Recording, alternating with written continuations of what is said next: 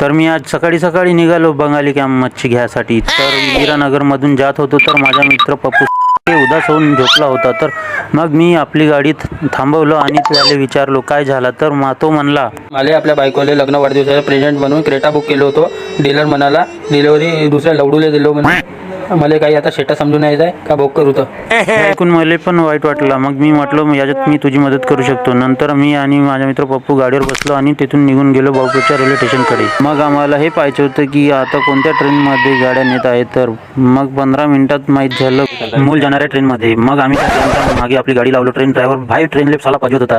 मग भेजामध्ये एक कल्पना येते. मग आम्ही ट्रेनच्या 2-4 बोगीला चिपकवणारे बॉम्ब फेकून मारतो.